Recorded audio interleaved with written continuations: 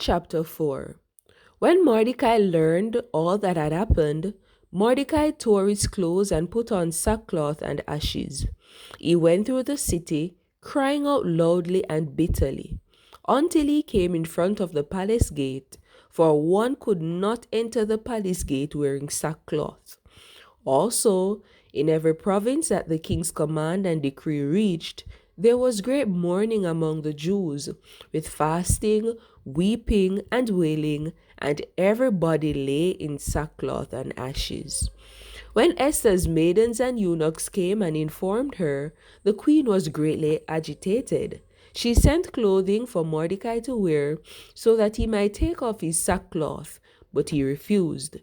Thereupon Esther summoned Athach, one of the eunuchs whom the king had appointed to serve her, and sent him to Mordecai to learn the why and wherefore of it all. Athach went out to Mordecai in the city square in front of the palace gate, and Mordecai told him all that had happened to him, and all about the money that Haman had offered to pay into the royal treasury for the destruction of the Jews.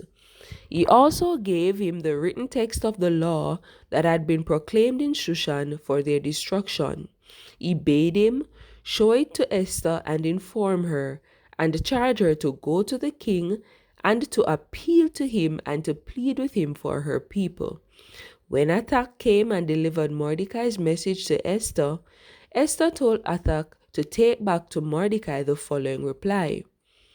All the king's courtiers and the people of the king's provinces know that if any person, man or woman, enters the king's presence in the inner court without having been summoned, there is but one law for him, that he be put to death. Only if the king extends a golden scepter to him may he live.